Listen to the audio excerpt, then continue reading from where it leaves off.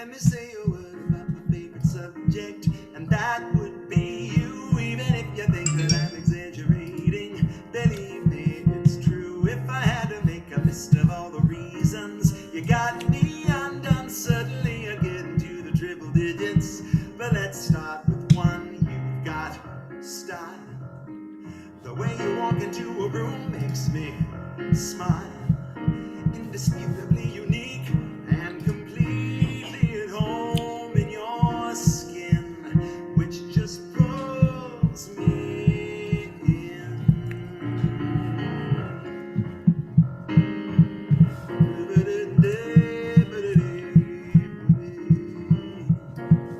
Your take on fashion is excellent, simple but elegant. You wear it confidently. You understand what it is you've got, who you are and who you're not. You know who you want to be. I love your sensibility.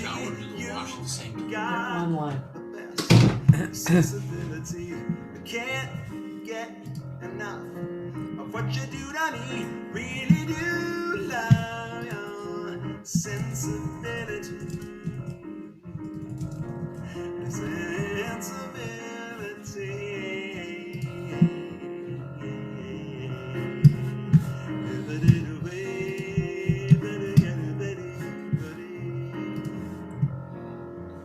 Turning to another facet of the subject, the person inside, nothing artificial or aloof about you. A true bona fide, thoroughly incapable of being phony. Unsmitten with fame, telling all the emperors to put the clothes on. You don't play the game, that's your style. The way you call it like it is makes me smile. Always leading with your heart. You don't compromise what you're about, and that just knocks me out.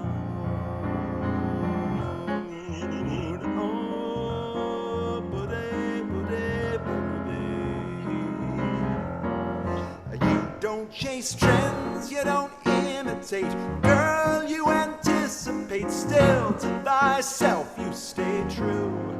Timelessly classic and effortless.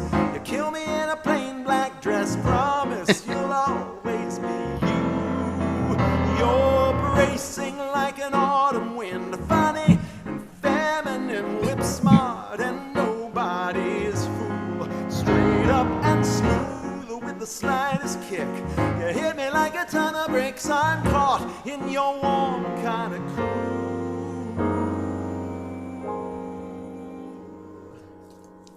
I love your sensibility. You've got the best sensibility. I can't get enough of what you do to me.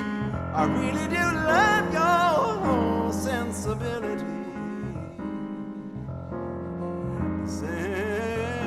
Sensibility.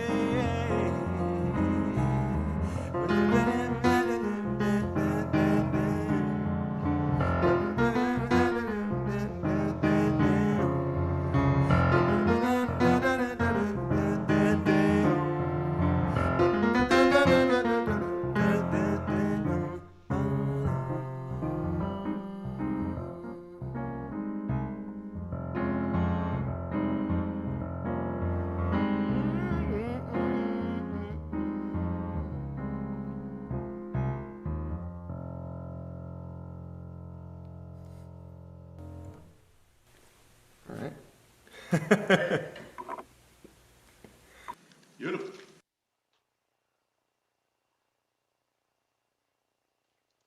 Who did you write that for? Was it your wife? You better believe it was my wife. Every word of that just describes her. And what's so funny is when I do it live, I get all these other people like, oh my God, that's my friend Sue, that's Sue, that's this person, that's that person. So I love that other people, but that's all Mary all the time. That's great.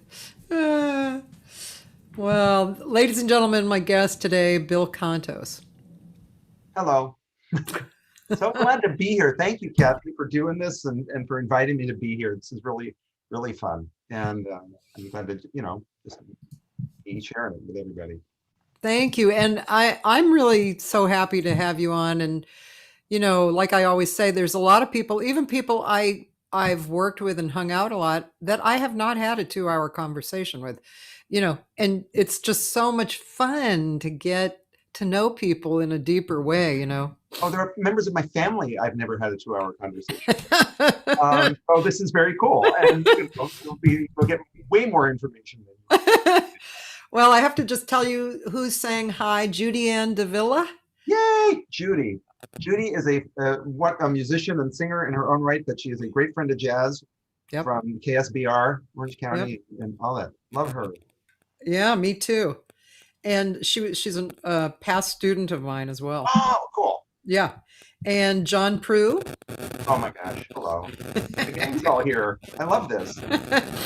And who else? Let's see. Well, you don't know Roland Ascarones, maybe. He's a friend of mine, old friend of mine, and he's usually here, and he is today. And Stan Ayeroff. Yay. Hello, Stan. Claudia Koval. Hi, Claudia. Claudia from Canada. Yeah, she moved back. She moved back. She did the coolest thing. She has this little room that she uses as her studio, and I don't know if she went and found this painting in Canada or got this, but it's a painting of a window that looks on the ocean. And so for wherever she is in Canada, all of a sudden this room that felt like this when in the one picture, all of a sudden is like, Wow. So I loved that. That's so cool. Claudia, hi. Hi, Claudia. Mwah. Hi, everybody. All right. Well, Bill Cantos. Okay. So I really don't know a lot about you. I know what I've read in your bio, which is, fine, but it's a bio, Which is fine. I mean, it's not juicy enough for a conversation, Well, okay. So first of all, the art of doing a good bio is a really strange thing. It is. People ask you, there's a couple things. You have to write one that's a sentence long, then you have to write one that's a paragraph long, then you have to write one that's, a page. Because I've had that thing. I don't know if you have had this, where people introduce you for some gig. They get up and they say, we want to have this. And they'll just say something really bizarre, or they'll pick some odd artist that you met when you were 17, but not the actual people that you work with or whatever. Yeah. Or they read from your long bio. I've actually done concerts where they get up and they say, we'd like to welcome our guest artist tonight. He was born in San Diego.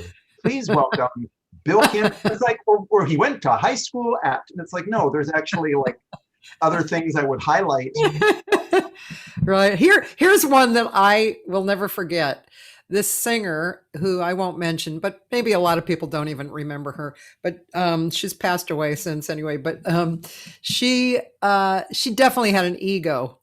And she introduced me on this thing that she was part of as well. And she actually said this, a lot of you probably don't know her, but Cathy, and then she went on to my name. It was like, excuse me, B-I-T-C-H.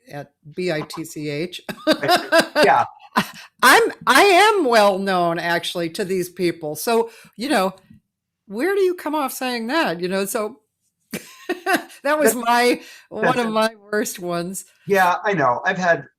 We've all had, or when they get the name wrong, like they do a big build up and they're like, welcome. I've actually been introduced on gigs as Bill Conti. The Oscar-winning conductor and writer of Rocky, who I wish I had the theme to Rocky, but I did not. But I've had like the artists go, and it's like maybe not Freudian, but it's like they're close, but they're not. Yeah. But it's like, and on piano, Bill Conti. Everyone's like, and then people come up to you afterwards, like, are you Bill Conti? And they're like, no, actually, I'm not. So. That's funny. Well, the person introducing you lost their consciousness for a minute, right? They just like were thinking of something else, and that came through. Oh, actually, not to digress, but we have 2 hours. My favorite weird introduction story of all time is Dori Caymmi and Gal Costa at the Greek Theater. We were doing these gigs and we were part of this concert, and it was incredible because it was this little mini tour that Dori put together, and Gal came and sang these standards that, you know, Dori had arranged. So there were lots of first inversion add 9 chords. You know, there was a ton of that. It was gorgeous, and Dori's amazing, and it was like all this stuff. So the Greek Theater is filled with Brazilian music fans and expatriates and people who are just like soaking it in like sponges. And some woman from the radio station, bless her heart, who was not really familiar, obviously, with Brazilian music, came up and said something like, "Welcome everybody to the tropical sounds of Brazil and the beautiful music of all the great composers like Antonio Carlos Jobim." And then there was this moment of silence, and then like a gasp, an audible gasp from the audience, like, did you know? And she just went on because she's the only person in the entire place who doesn't know what she just did. And I just felt bad.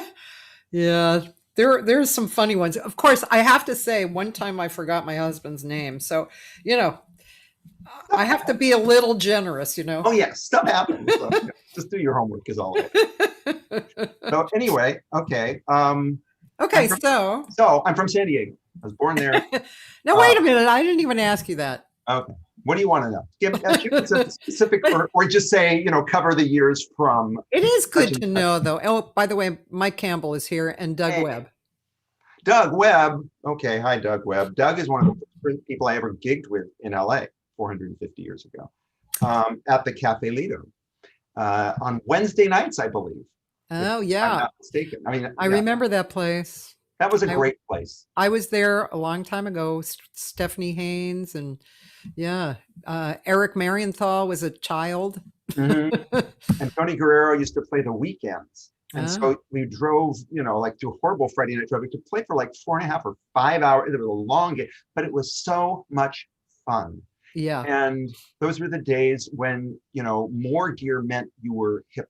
So I just remember carrying shock mounted rack, you know, things and big keyboard stands that ultimate support that were like the size of the stage. And so, yes, but that was a great club. Yeah. And Mike says, one of my favorite and one of the very best and versatile artists I've ever known, sending much love and respect always, my friend. Well, thank you. Back at you. And your daughter can sing too. And Doug says you're the most underrated piano player playing from San Diego. Sharon Stanley's here. Mark Winkler from San Diego. I'm glad that he qualified that. One of the best stories, actually. Ask Doug. Just ask. Okay, because he's right. I want to ask Doug if I should tell the Freddie Hubbard story or not. Okay, Doug. Of the should he tell the Freddie Hubbard life. story? Okay, probably. I mean, Freddie's passed along, so it's probably fine. But yeah. And Mark Winkler's here. Hi, hey, Mark. Mark, hello. I owe you a phone call. Me too. Don't we all? Doesn't the world? Oh, because Mark is the best like combination of creativity and tenacity that I know. Like he has the proper balance. He's always coming up with new musical ideas, but he's also like, you know, I've written all these songs with Mark because he's like, okay, let's finish this. Let's finish. And it's just like, it's a wonderful character trait. When I grow up, I want to have more of that. Yeah. And you know, it's the other thing about Mark is that one time I put together a 14 singer event for Valentine's Day. And it was for the Great American Songbook. And it was filmed, like professionally filmed. And we also did interviews, you know, around the date. And Mark was one of the people we interviewed. And he was so not only eloquent, but he had so much to say. Mm-hmm. He has such a history that it's really wonderful, you know. So that's another thing about the great Mark Winkler. Yes, no, he is. He's funded like Kibitz with about songs and songwriting because he has so many opinions and he has real interesting takes and he, you know, has a love like I do for the obscurities in people's catalogs. But the great, you know, these cool songs that aren't as well known or whatever, and so fun things to do. By the way, Doug says, tell the story. Okay. This was not long after I moved to LA, and I was commuting back and forth from San Diego, and there was still a club. Do you remember Hilario's in La Jolla? Did you ever get there? Yes, I remember. Okay, so they used to bring artists in for 2 weeks and whatever. And it's basically, he called me at about 6 p.m., like on a Tuesday or a Wednesday or something, and said, this is Freddie Hubbard. No, Doug Webb called me. Doug Webb, okay. Said, can you play at Hilario's tonight? Mind you, I'm in Granada Hills. And he's like, when does the gig start? It's like, maybe it was 6:30. I don't know. And he said, well, the gig starts at 8:30. I said, okay. I just said, I'm going to do it because it's Freddie Hubbard. What am I, am I not going to do the gig? So I drove like an absolute maniac. I actually think I hit 100 miles an hour at certain points. Why should I mind myself? But I did. And so I get there, I play the gig. I ended up doing this like a whole week there.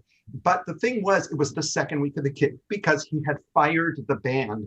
And because he was not he was not the most committed to this particular gig because you stayed in the hotel and he would come up and play like the head of a song and a solo, and then he'd like just walk off the stage and leave or whatever. Or they would be playing the warm-up song already, and then and they'd say, well, where are you? You're in your room. He's like, I just ate. I'm not coming. And so poor Doug had to like deal with this the entire thing. Oh my God. This bizarro thing that happened when, like, on the last night of the gig, he brought up some kid and started giving him a lesson, like during the, and then everybody was like, the band was like yelling, and he was bawling out the piano player. It was just like the weirdest gig ever, apparently. And so literally, like, the band walked off the bandstand on the Saturday night or something like this. Doug can set all of that straight. So literally I went down, but the good news was I got to play a week with Freddie Hubbard, and we did some TV stuff and all of this. And the other funny thing to me was that for the TV thing, somebody said, or Doug said, what should we do? And Freddie's like, I don't know. I don't know. And maybe Doug's like, well, how about Povo? Or Freddie might have said, how about Povo? And does everyone know that? So Doug got out the real book, and we played with Freddie Hubbard from a Freddie Hubbard tune in the real book, which was funny to me. That it wasn't like he has chart or something. Really? Yes. So those books come in handy. It was just a very frenetic week, but I just remember like trying to That's really weird. Yeah, I don't know if you ever came to my jam session, the one at Sportsman's Lodge. Many moons ago, yes. Yeah, because that went, the whole jam session ran for 15 years every week, but that part, Sportsman's Lodge, ran for 7 years, and we had everybody coming in there because it was such a centrally located place and real comfortable, right? A big bar and there was no real stage. It was on the floor, so people could just come up easily. And that was just a great time. Sometimes we'd have 200 people show up. But anyway, Freddie used to come because he lived relatively close by. So he never played, but he hung out at the bar. Right. So yeah, he was. What? Yeah. That I actually have to correct my story in that he didn't fire the band. The band fired him, basically. The band walked off the bandstand. So the band, said, and this was like I know Bob Magnuson, like the nicest people in the world, and they were like, enough already. I think the club owner even said, "Look, get it together for the second week, or forget it." And so he was lovely to me. I had a very nice experience with him, but it was like he was just so bizarre. That was so anyway. Oh boy! Coming back to me now. I know. I'm trying to. I like to keep an eye out on my phone on Facebook, but for some weird reason, there's a watch party and I can't see everybody, and I'm like, I have no idea how to like get rid of a watch party on my own feed. Is it any ideas? Like the watch party for this or some other watch party? For this, yeah. Okay. Oh, I'm not the person. I've never had a watch party. I have a Me neither. I've been to a party, but I've never done a watch party. Although I'm doing a thing tonight. I'm just excited that I could figure out how to do a YouTube premiere, which is nothing. You go to YouTube and then you say what time. but I teach. I lead the jazz choir at APU, at Azusa Pacific University, and we're doing a thing tonight at 7. That's like the virtual concert thing. Oh, yeah. Video. So I was all impressed with myself that I could, post a video on YouTube and set a time for it. So that's about all. Well, that's good. Well, I don't know. I mean, Cheryl Benteen came on this watch party, but she's not on the regulars. I don't know. So I'm not sure. But anyway, it doesn't really matter. Whoever's out there, hello. Yes. Yeah. Yeah. Okay. Well, so let's see. You grew up in San Diego, and you were playing piano then. Yes. And I kind of came up in that scene because the young lions of that time, not that they're, they were like 2 years older than I am or whatever, but it was like Peter Sprague, Kevin Latow, Duncan Moore, John Leftwich, Mike Wofford, Mike Garson, Art Resnick a little bit later on, Butch Lacey. Those were all the people that were gigging around town, and the people that we all just, were so amazed and impressed because they're all amazing.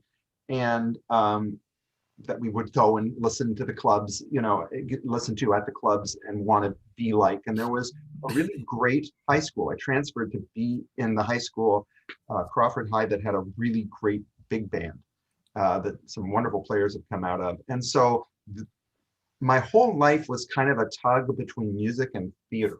My parents did theater, and so there was always that kind of music around the house, but other things too. And my sister listened to Brazil 66 and turned me on to that when I was like 9. And I wanted to be Sergio Medes when I grew up. I wanted to wear a double-breasted suit and have girl singers, and that was my goal in life. And but I was always around that, and there was always this kind of tug between those two worlds. And I was involved in some really cool theater things, but I was also always playing in bands. And so that was a really great way to come up. Yeah. And so then and did you know Todd Hunter as well? Very well. Yeah. From however yay high. Okay. Todd and Randy Porter and I were all around the same age, and we were all doing the same gigs, and we were all subbing for each other and whatever. But we were, kind of soaking up all of that music. Yeah. Okay. Yeah. Interesting. So, and then then you decided to move to LA? Was that? I went to school in Boston. I decided to go. In fact, Randy Porter was going to be my roommate because I applied for my graduate degree at the New England Conservatory. He had gone a year ahead. So we had these grand plans for he and I to take over Boston, one ivory at a time. And so he went a year before me, and then decided he missed his girlfriend too much and wanted to get married. So he left. So we never actually were in Boston at the same time. Oh. And he went and married Cindy, and then I came and took his apartment, actually. Okay. And you guys are younger than I am. When were you there? This was mid 80s. This was sort of 84 to 86, somewhere. Yeah. Okay. Because I went to Berkeley 72 to 75, and then I left. And then I came out here. Go ahead. No, those were really fun years. And what a great music town. Isn't it great? Yeah. So what a great place. Mm-hmm. I just have my only regret is that I didn't do my undergrad and my grad there. Just spend lots of years. I thought about moving there after school, but there's nothing to do, other than teach at Berkeley or play in clubs.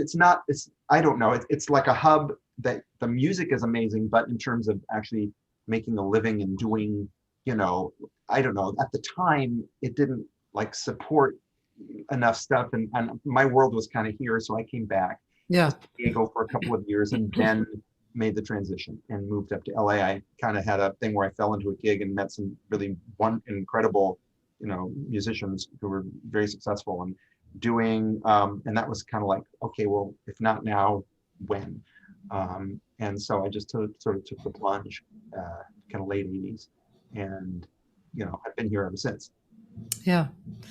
And I know you have a special love affair with Brazilian music, and so when did that start? Did that start, I mean, just all along, or? It really started, it specifically started with those Brazil 66 records that my sister had. It was like, I can tell you still, she had the first one where they're in the like kind of green, you know, it's probably just Yeah, I remember that cover. but it Green, looked like the jungle, and they're all, you know, and Equinox where they're looking up at you, you know, from the, because they're on the ground and looking up at you like, we are way cooler than you will ever be. And then Fool on the Hill, where they're sitting on the chair, and then Crystal Illusions. So there were these 4 early Brazil 66 records that my sister owned. And whatever that was, I just fell in love with that, because it was a combination of the cool chords, the wonderful harmony, which I didn't know until later that it was Lani double tracking herself. Oh. It was funny because the 2 girls would do it live on the road, but the whole thing, Herb produced these records.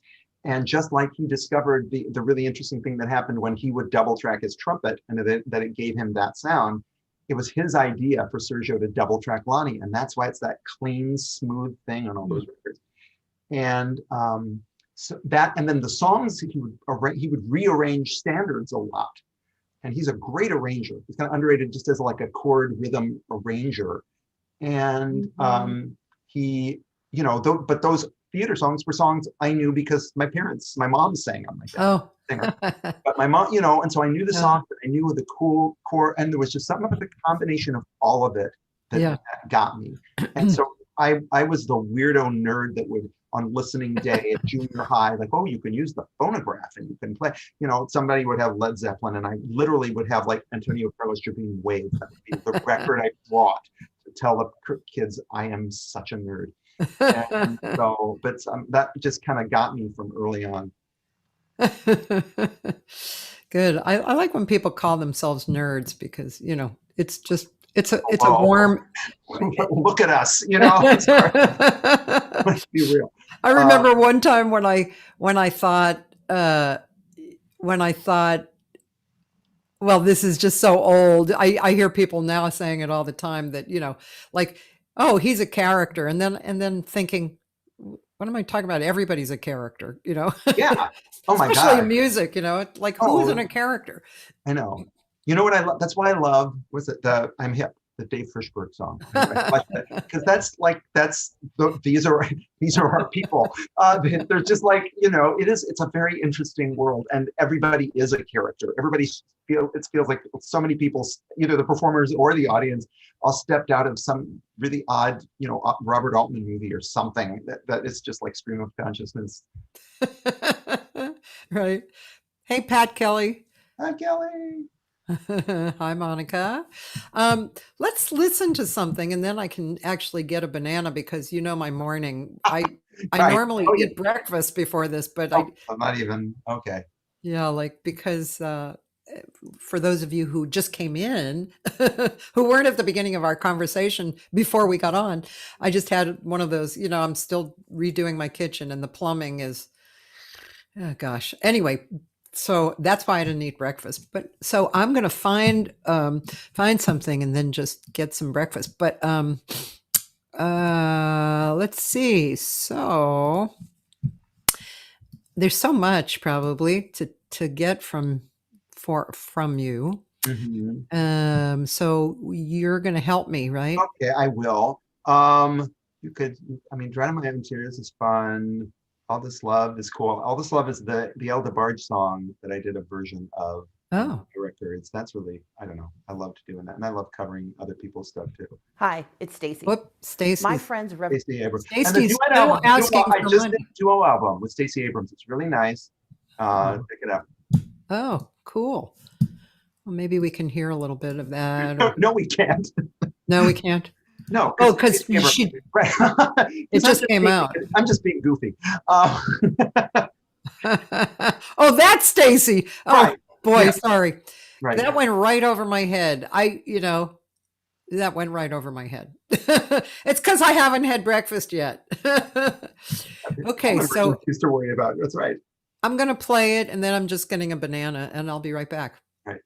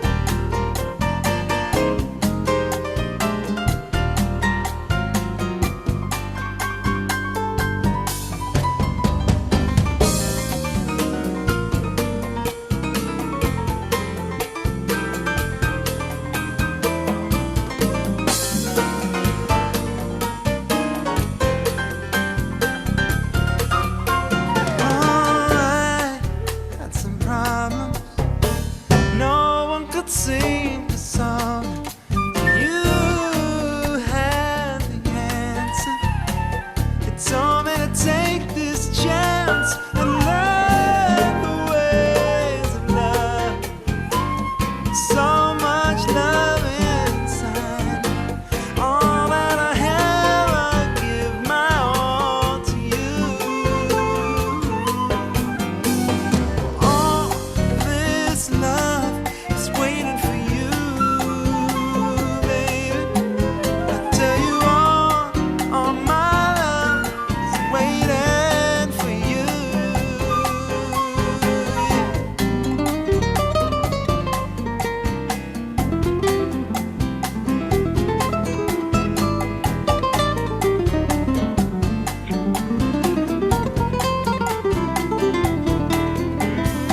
When I love you, you make me feel this way. Love is growing stronger every day. After all I went and put myself through, all I needed was you.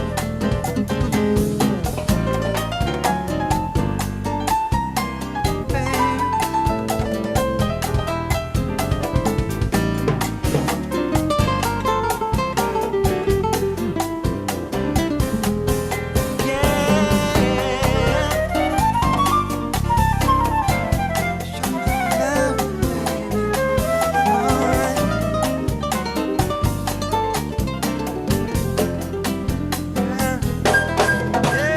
Say you really love me, baby. Say you really love me, darling. Come on, say you really love me. Show me love.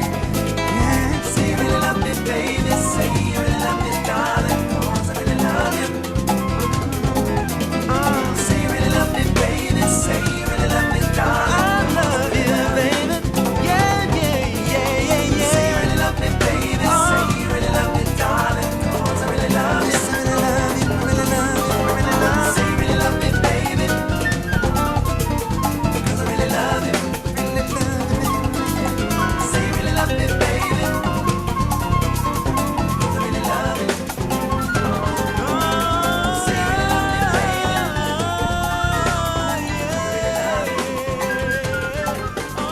Say you really love me, baby. Show me love you.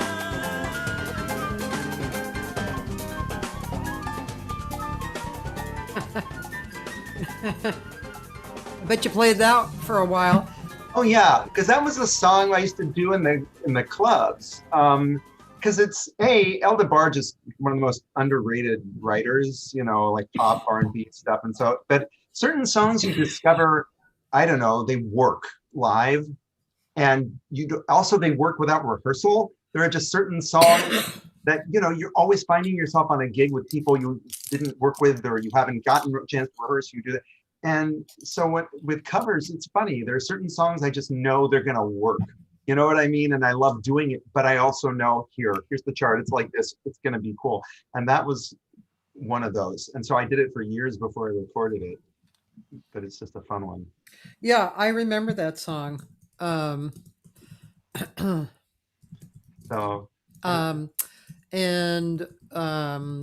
Sorry, I'm just answering somebody because she said she's having trouble hearing the audio. Yeah, that song, that groove is a really cool groove for that song. I mean, it's a song that I think everybody really loved that song, don't you? yes, it's kind of an era. You know what I mean? Like his stuff, not everybody know. I'm discovering with the kids that I teach and things that they know certain things and certain names and other things. I mean, people you'd really be surprised if they don't know. Yeah. But there is a place where there was that period of time when they had a bunch of songs out, and it's so cool that the changes of certain songs. There's like, oh gosh, I can't even remember. I'm not. In a special way. Oh shoot! There's a song called "Love Me in a Special Way," and I can't even remember it. That was the worst 4 bars of music that I've exposed to the public. But there's what more can I say? I love you. It just goes all these places you don't expect it to go. Yeah. And his stuff was fun that way.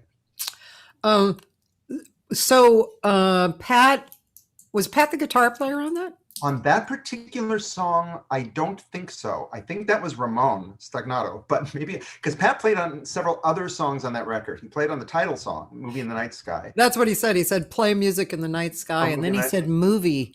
Movie in Is the that Night from Sky. a movie or? No, it's called Movie in the Night Sky. Oh, movie in the night sky. Right, right. Where did that song, what's title? That's an interesting title. And by the way, the cover art is very nice on that too. The cover art actually was done by Gabri Ferrer. So Mary, my wife, Mary, used to be musical director for many years for Debby Boone. And Debbie's husband, Debbie's married to Gabri Ferrer, son of Jose Ferrer and Rosemary Clooney. Oh. And Gabri was always doing lots of stuff, but he was a wonderful artist, or still is, I guess. And he had painted that. And so literally, when we saw that painting, it was like, okay, we're doing this album, Movie in the Night Sky. And it was a painting he'd already done. And it was just like, no. And he actually like gifted it to us. So we own the painting now. Oh, but, nice.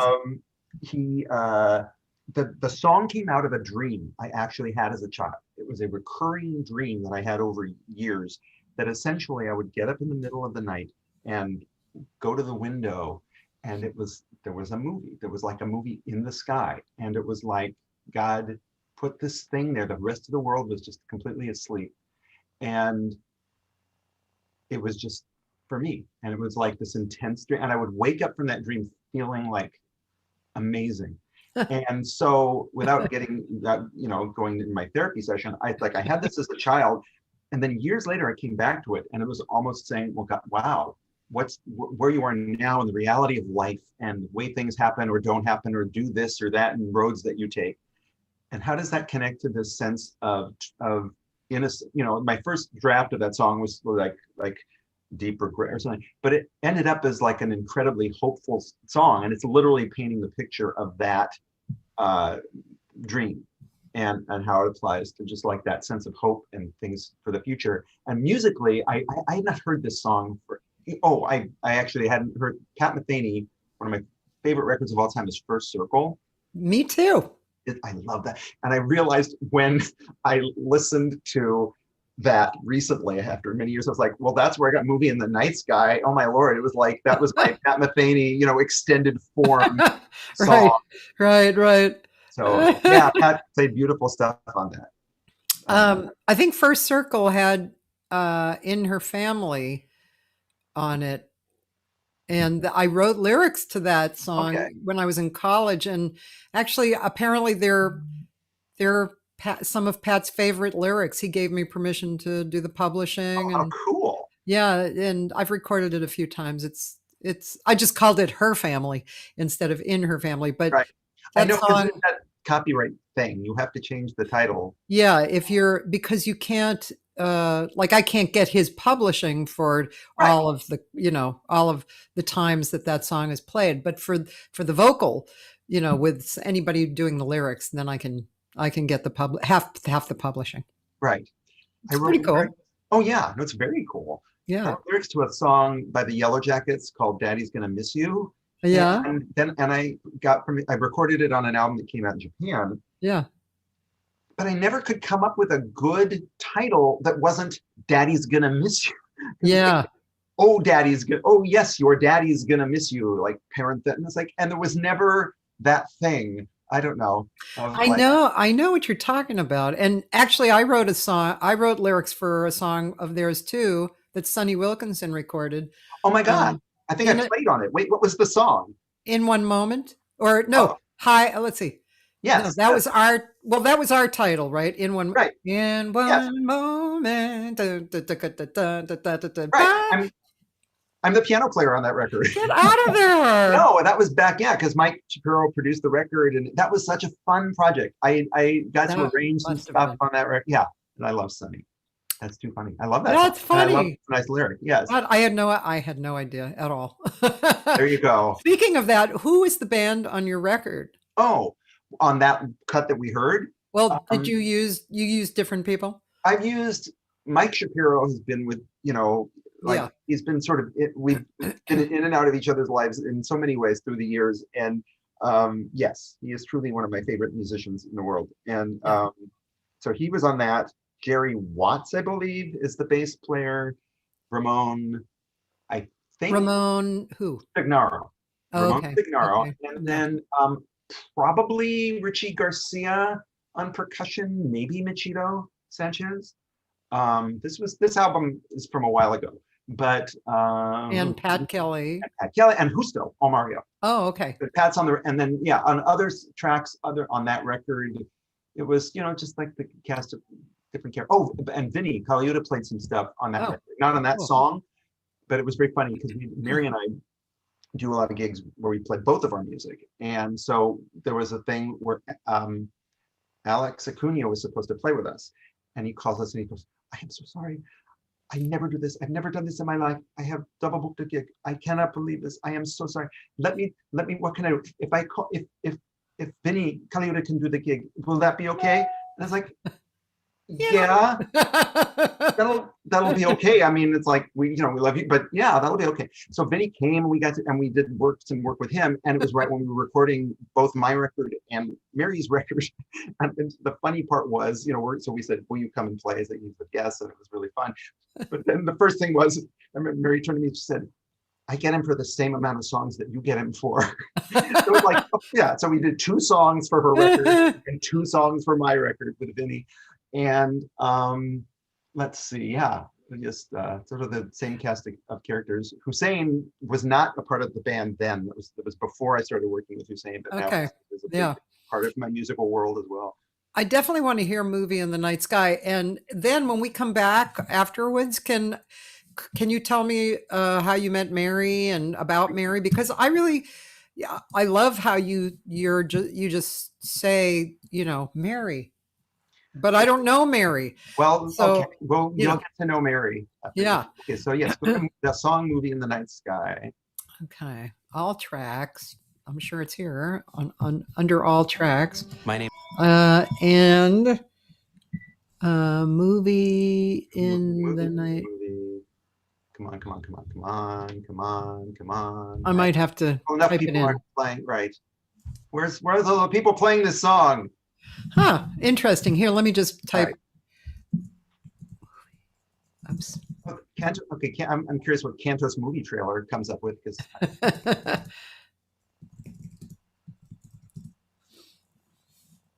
there it is. Okay. There we go. Look at you here. Oh yeah, those were my long-haired days. Oh my gosh. Okay, so here's a Movie in the Night Sky.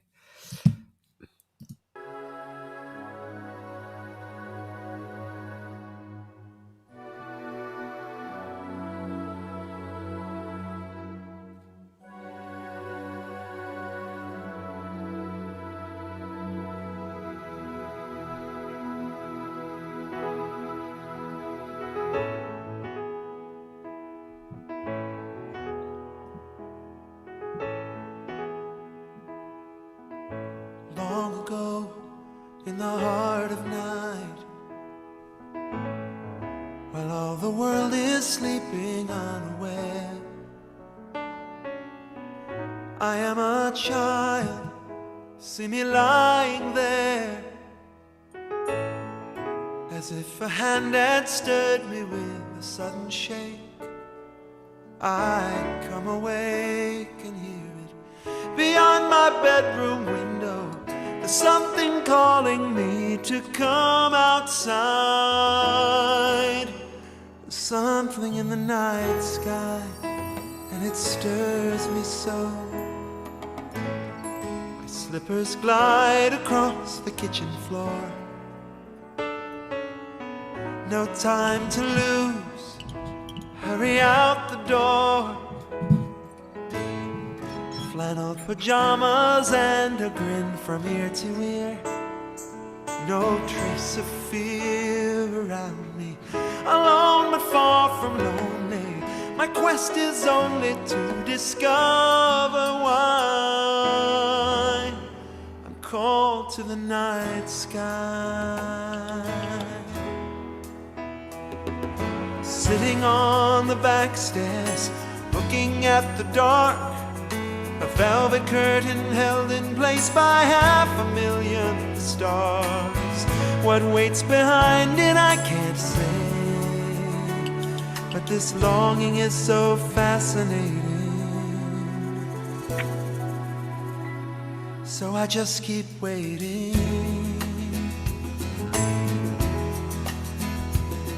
And finally, when the time is right,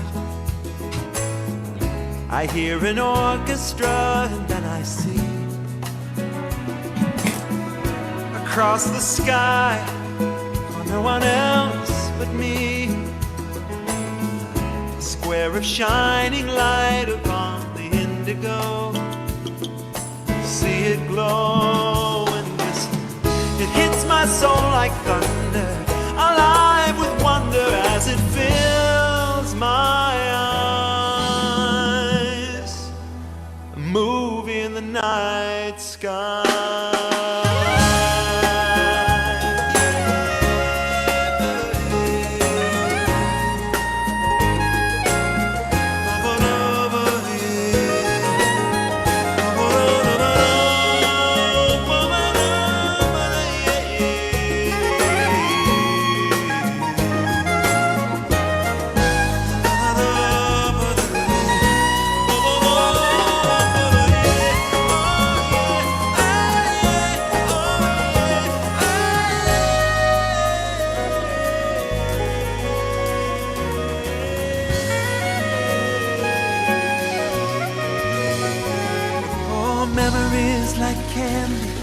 Sweet upon my tongue.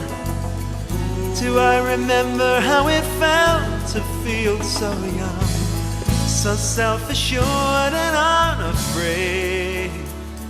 But I can't forget, I can see it yet, and I won't let go. Let it run, let the picture play. I need to find out how the story ends, and when it's done, play it all again. I want the way I feel to never go away. Make it stay forever. I've got to understand it. I am a man in search of dreams gone by.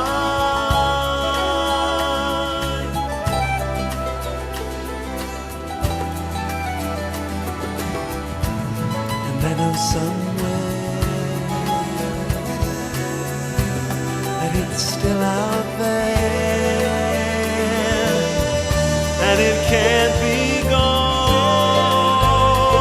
The movie still plays on in the night sky, in the night sky, the night sky.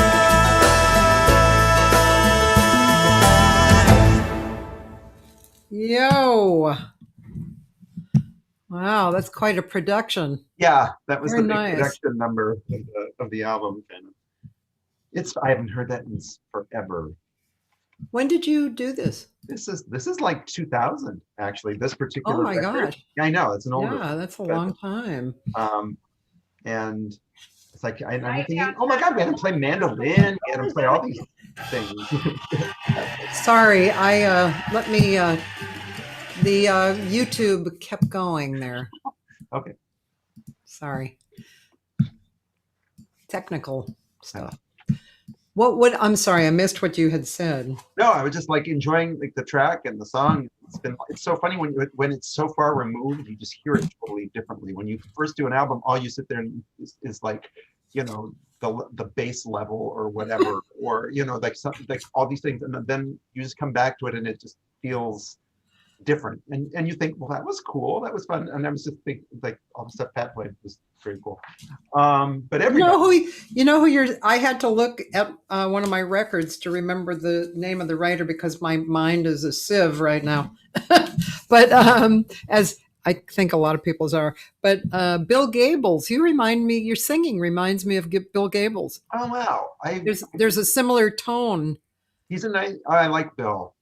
I did a session for not this album, but a different album at his house back when he lived. I guess I don't even know if he's still in LA, but he had this cool house with a recording studio in it that you had, those roads when you go up into those houses that are on, Mulholland, wherever. Yeah, I remember. And then they go off the road. They have like a dirt road that if you're gonna, like spilling into the canyon. That's what I remember. It was raining and it was like pulling into his house, but the view was just to die for. It was over.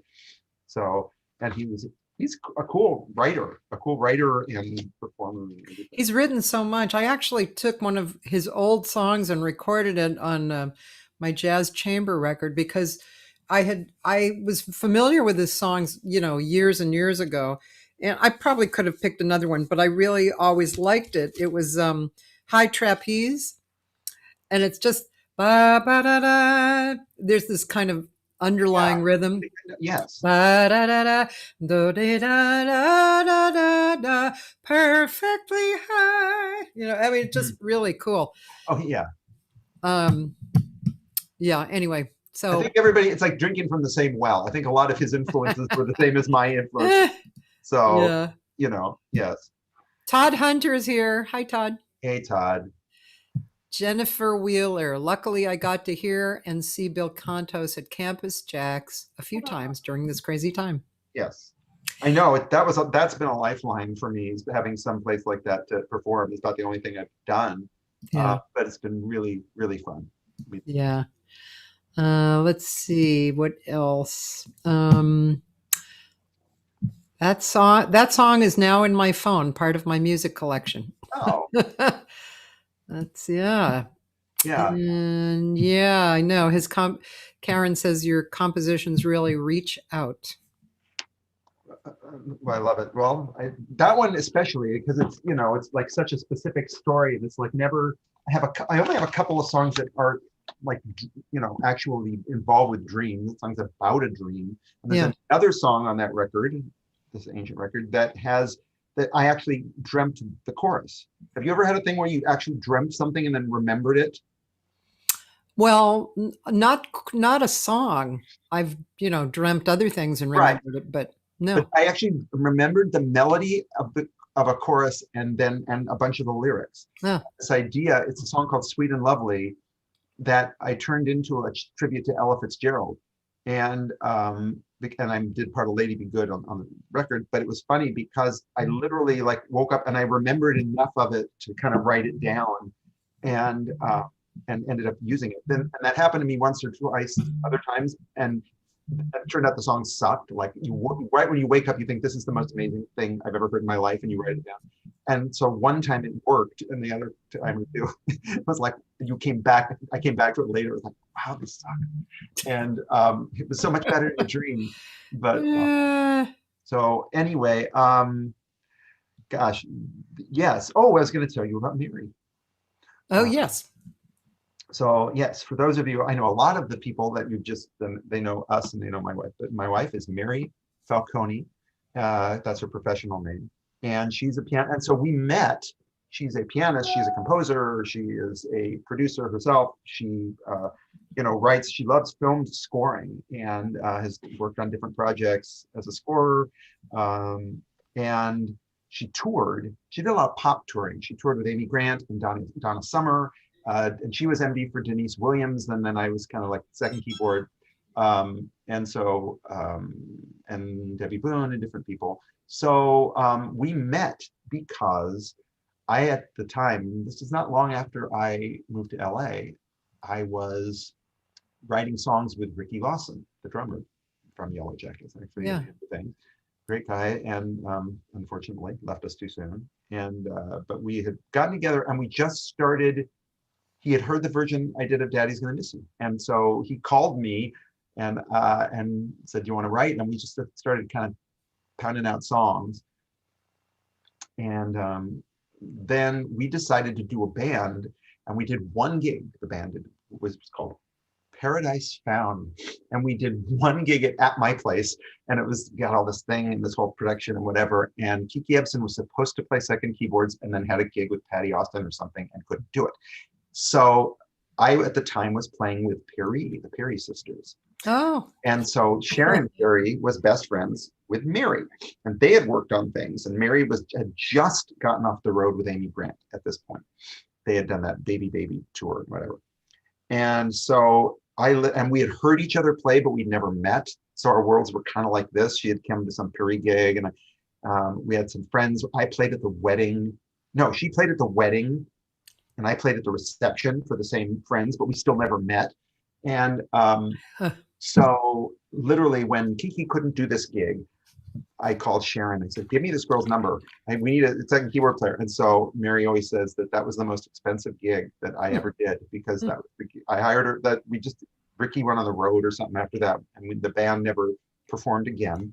But we did that gig, and that was how we met. And then I just sort of insinuated myself into her life and wouldn't go away.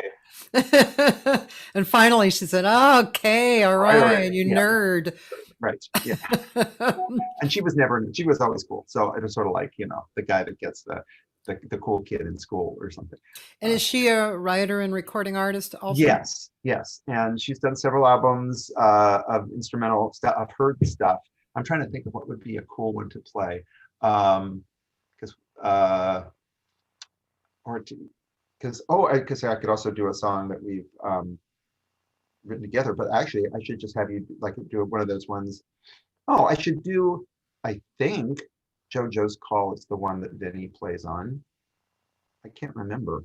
It's been way too long. But anyways, yeah, there's a song on her album called JoJo's Call that's Vinny and. And this is on YouTube? Yes. Okay. So Mary with an I, M-A-R-I. Everyone thinks it's Mari, but it's just the artsy spelling of Mary. Okay.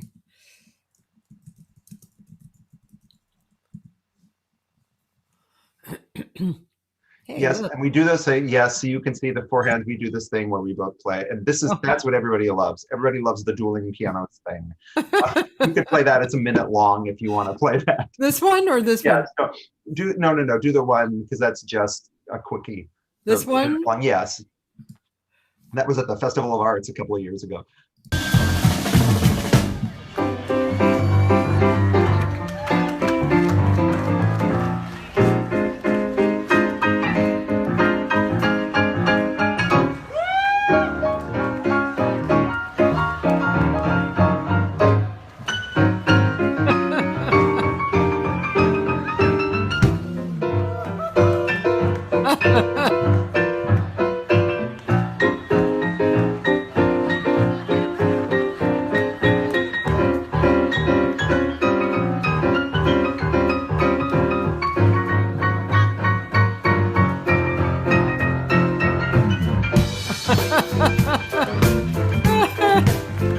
Normally do a thing where it's like everything on the bench, like on the bench, it's on the bench, goes around, whatever.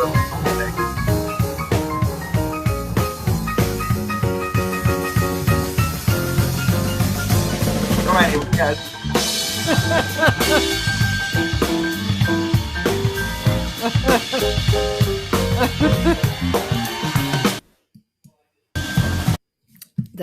That's great. So yeah. She has a song. Let's see. We could do JoJo's Call, because that's the song that Benny plays on. There's a song. Okay. JoJo. And then Call. Yes. There you go.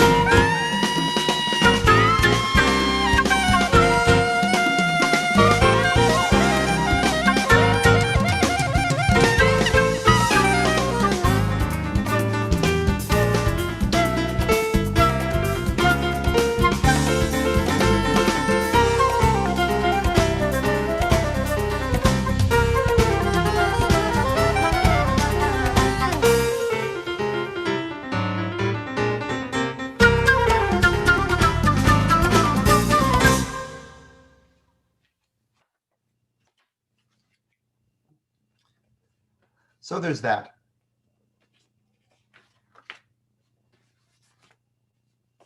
There we are. Hello. Wait. I can't hear you. So sorry. I had muted myself so that my noise, little noises. Right. And John Ossoff need our help more Oh my than ever goodness. before. I don't know why this YouTube is going by itself. Okay. Mary, that was really great. So let's see. Who's on woodwinds? Somebody wants to That know? is also Husto. Yes. Husto. Because that's from the same recording sessions for the both of those. Oh, records. yeah. And then also Roland loves the album artwork. So again, that's so funny. Well, we love Italy. Yeah. Who doesn't love Italy? Who doesn't love Tuscany? If you don't love Tuscany, you just have a problem. Absolutely. And it's really one of our favorite places in the world. So that was a picture. In fact, I think that's our picture of where it probably is where we stayed on our honey. It's either like just a general view of some house in Tuscany, but there was a place we stayed on our honeymoon that was like it's a winery that they converted into a little hotel, and it was outside of Grebe. Yeah. And and then the overlay of the piano was again Gabri Ferrer. We were working on both records at the same time, and we just sort of said, Gabri, what would you do with this? And he just like literally did this cool stylized like thing of a piano that overlaid on the picture. So that was very nice. Beautiful.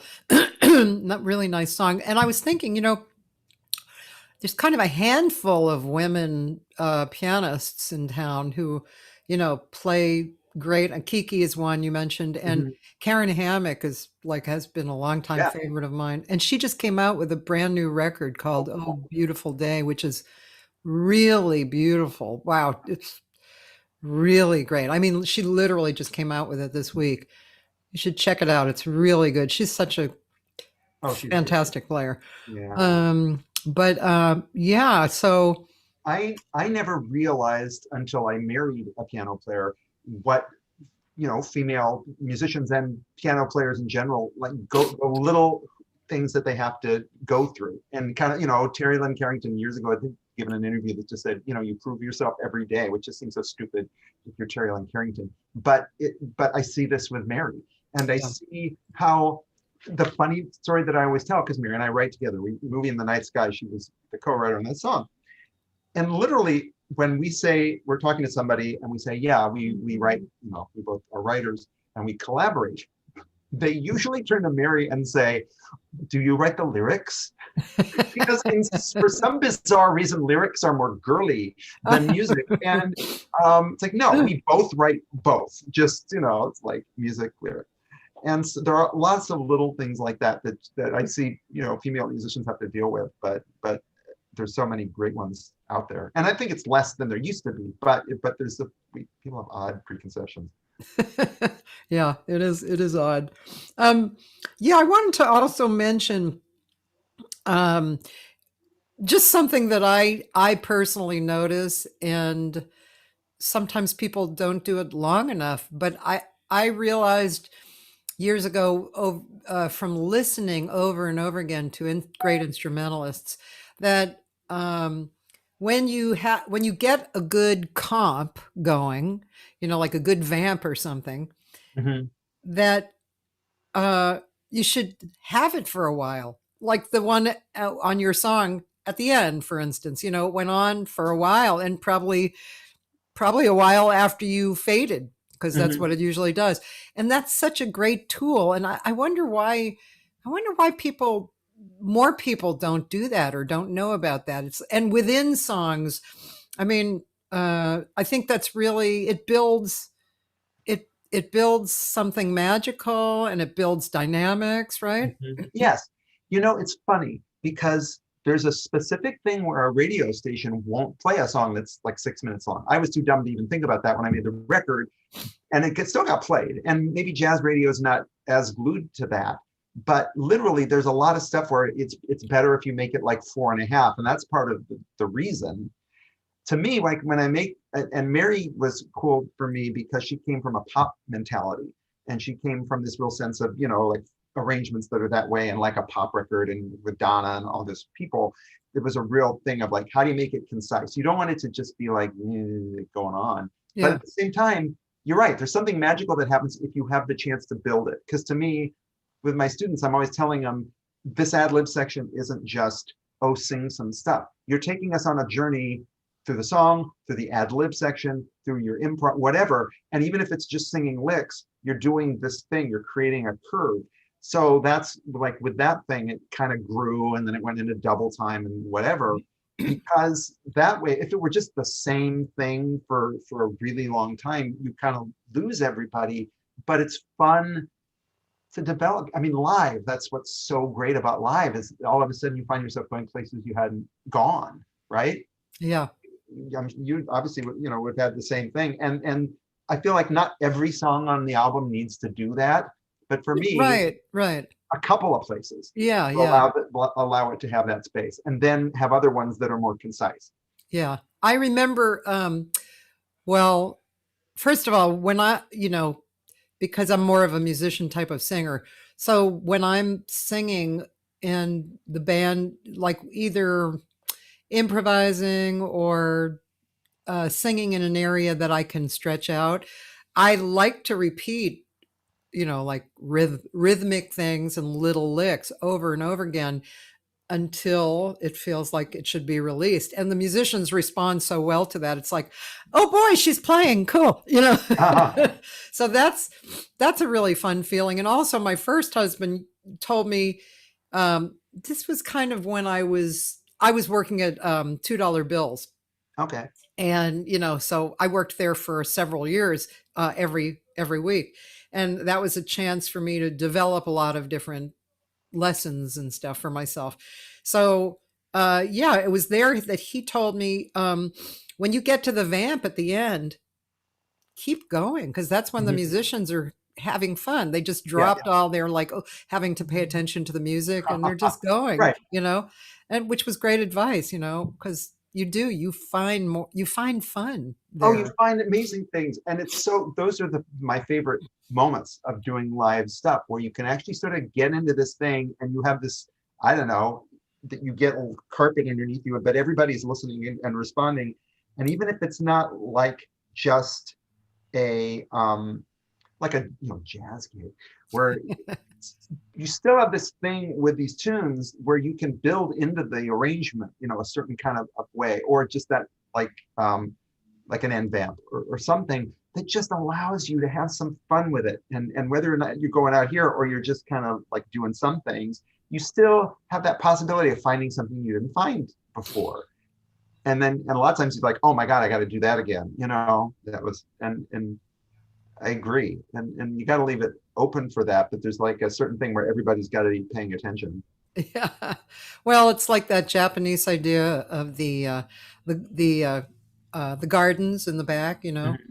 So you go to someone's house and they have a very small garden, very small, but it looks huge because they have designed within, you know, mm-hmm. the trees. I forget the names of those trees, but they have designed a universe. Right.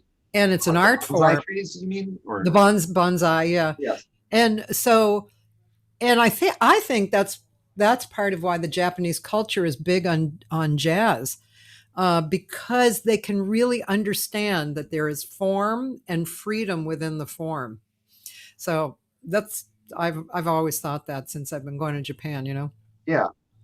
And oh yeah, I mean, I love how much they love jazz. I love how they're so amazingly supportive of American, you know, musicians and all these things. It's been really fun. I miss going to Japan. Yeah. So, when did you start singing?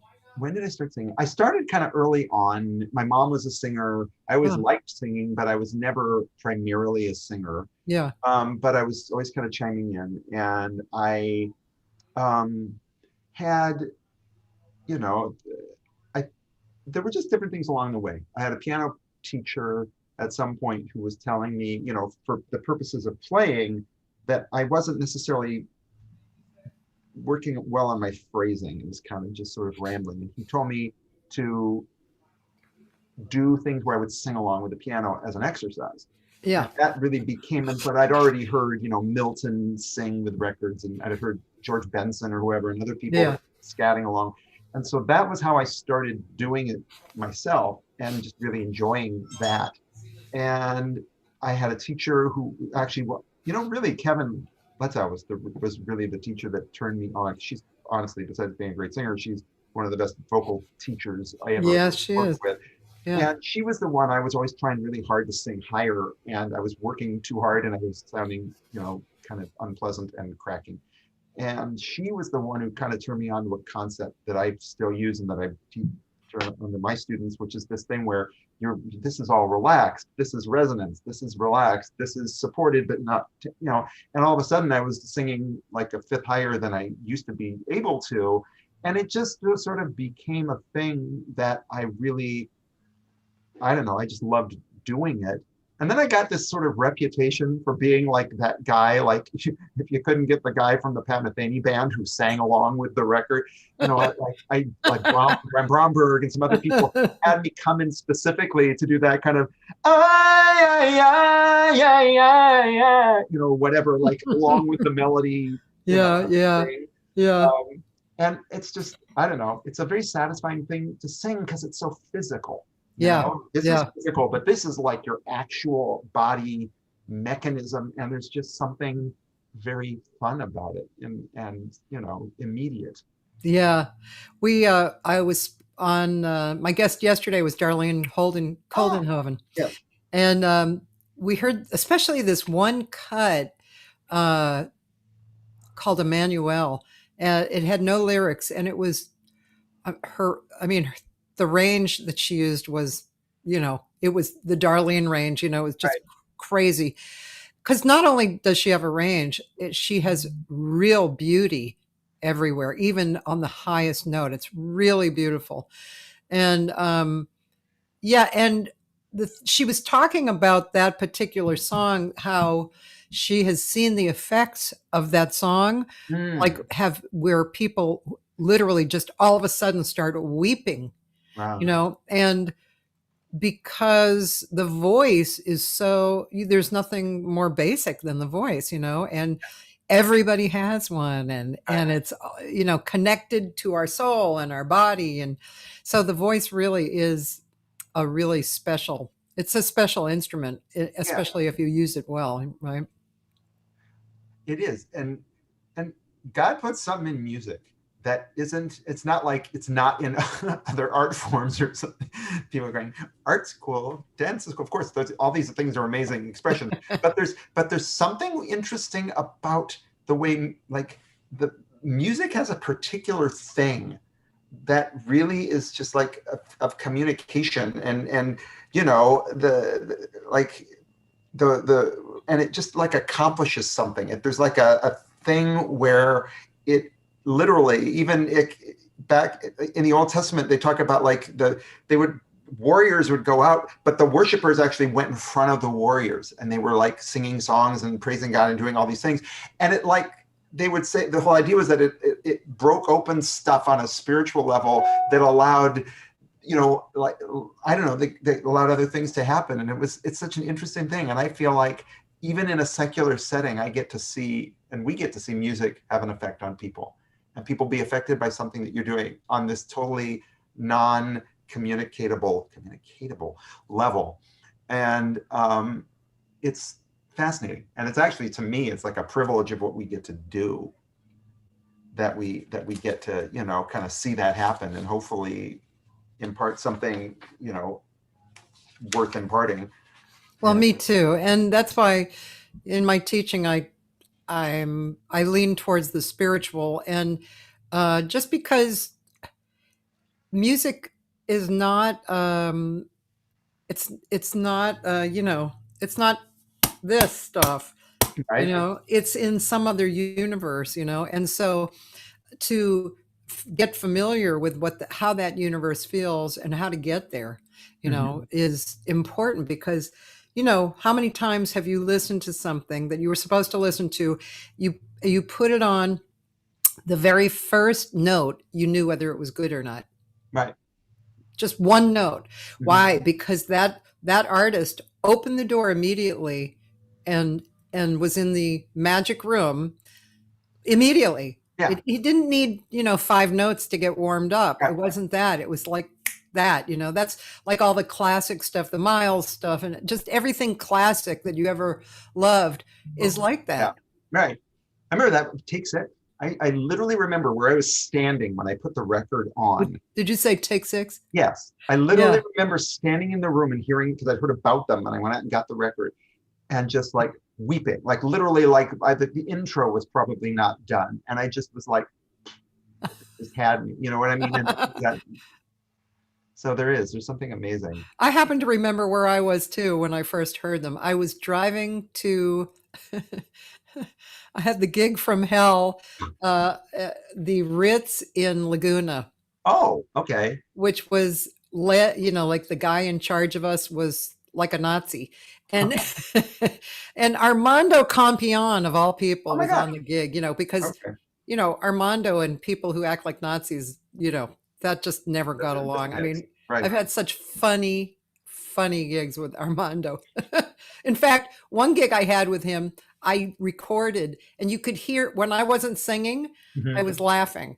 The whole gig. I was laughing the whole gig. Anyway, but so we were in the car, and Armando actually said, "Oh, you got to check this out," and put it on. And you're right. The immediate hit was the magic. Right. It was just so there, so present. Oh my gosh. Yes. What record have you worn out over the years? Wow. There's, I find myself going back to certain one, like the Al Jarreau, but when coming up, a big record for me, one was The Night Fly, Donald Fagen. Yeah. But another was like the Jarreau records kind of in that, breaking away.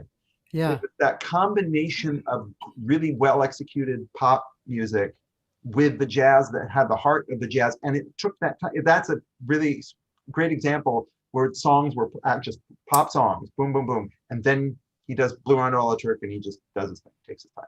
And or Roof Garden or whatever, and has songs that he gets to just, and by the time that album is done, you've just had this banquet, you know what I mean? And it's been a lot of different things. Some of the Manhattan Transfer stuff, those Jay Graydon records that he produced on those artists were big for me.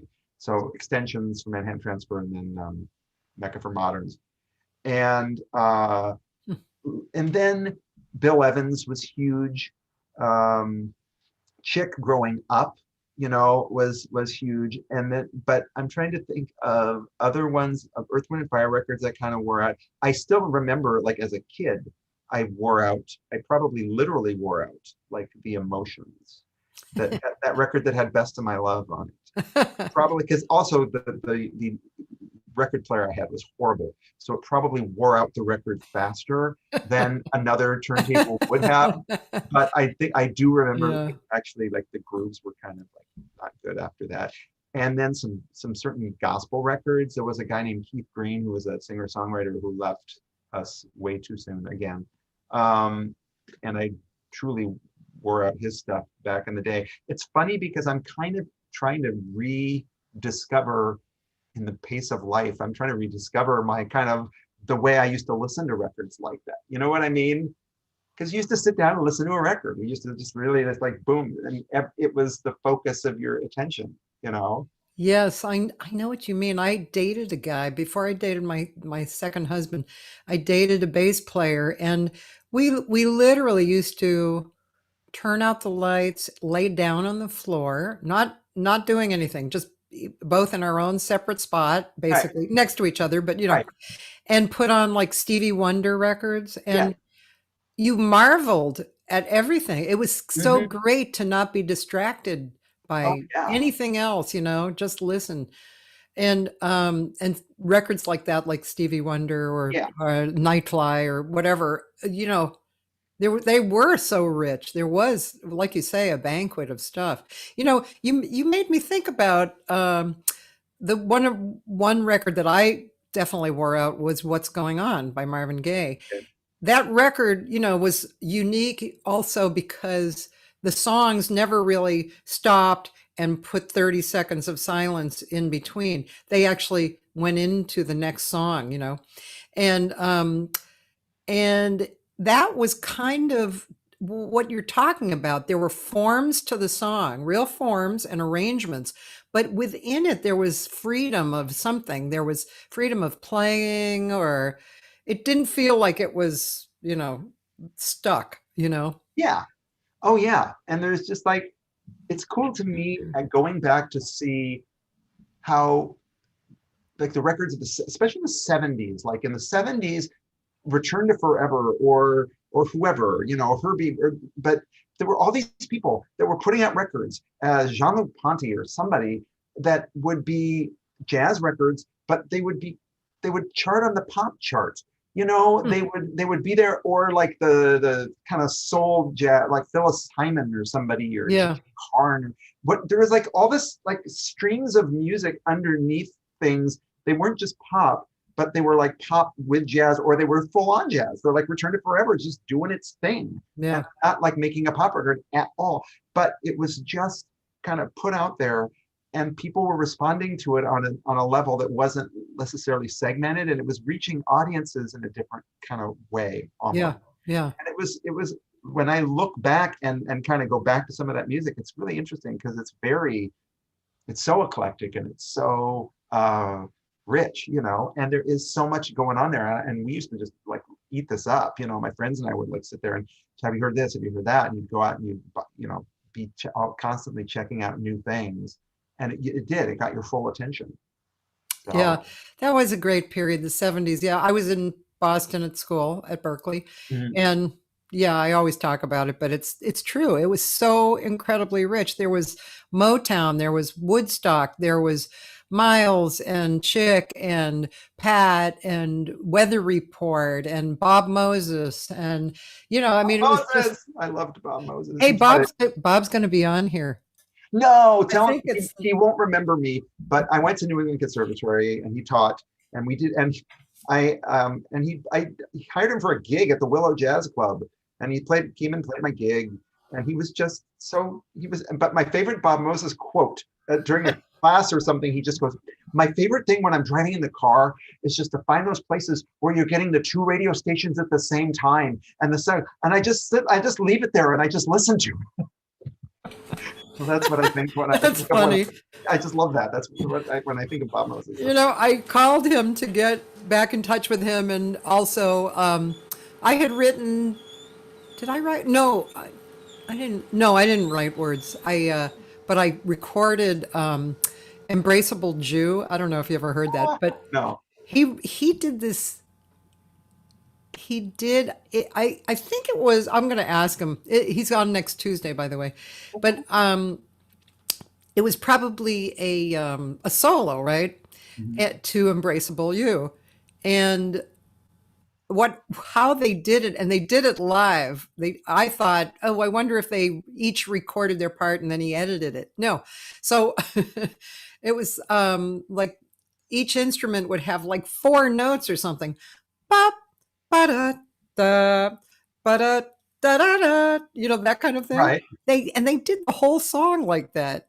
Oh, I mean, that is just so, Bob Moses. And then he sent me all these CDs that he's done. He's one of those prolific guys. He always was. And he also is he has a mentor whose name, I haven't thought of him for a minute. He's a guitar player. His last name is Munoz.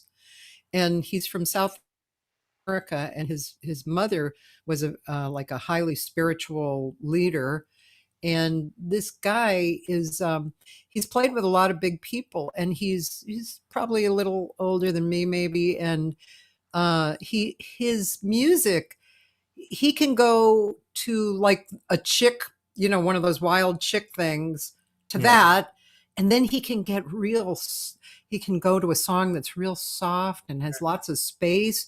And the guy he's amazing. Munoz. I can't remember his last name. I'll have to send you that. Yeah. Really interesting. But yeah, so so all that music in Boston was that was all happening at that It was so moment, fun. I remember know? they used to have a concert series in the summer in Yeah. Boston Garden. Yeah. Boston Garden. I mean, is that Commons. the park? The Common. Boston Thank you. Commons. Yeah. Boston Common. Wow. And I just remember that Pat Metheny did a concert. No, Milton did a concert. Milton did the whole concert, and then he sang Bridges, and Pat Metheny came on stage Wow. and sat in to play Bridges, which for me in my like nerd world, I literally just went, ah! Like I became the girl at the Beatles concert when I recognized what song they were playing, that it was like all my worlds coming together. Oh my God. So but stuff like that, to go to the park, to go, and it was Milton, you know what I mean? And so stuff like that was just so fun. Oh yeah, God, That was that's a great so music. great. Yeah. Wow. Um, let's see. Shoot, my brain just went. Because I wanted to ask you something specific. Yeah. So, I know what I wanted to ask you. I have a question that I've been asking people, because I think it's an interesting question. How do you define success? How do I define it? Honestly, I define it on a few different levels, because part of it is being able to do what you do. To have it, to be able to just make music and have the time and mental space to do it, and have it be music that you enjoy making, and to have people that you get to connect with. And I think that my definition has changed through the years, like a lot of people's probably would have, because there's so many different pockets. There are people all over the world that have been like so supportive of me, although I'm not like a major, I've always been this independent artist doing these things, but then you hear back from them and you see how your music has touched them, and how your music is a part of their life in some way, whether it's a song that you did that's, they used at their wedding, or this or that, or things that they literally, like they were at a crisis moment in their life, and something about it, to me, there's a place where if you're able to support yourself doing this, or you're able to support yourself some other way and make the space to do this in a way that is what the music that you want to make. I think it's about that. I think that so much of it at the end of the day is really about is some kind of structure in your life, regardless of how you make a living. Just in these days, it's like being able to make a living, please God, but where you have that space to make the kind of music you want to make in the way that you want to make it, and have the chance to connect with other musicians and with an audience, and to be able to just kind of have, because to me that back and forth, I don't make music in a vacuum, and I don't think I feel very successful when I am making music in a vacuum. For me, that interaction and that sense of connecting with people through the music is huge. So I think that would be sort of my roundabout way of saying those things that define success for me. Yeah. Cool. How do what about you? What's your definition of that? Yeah. Well, very similar to yours, of course.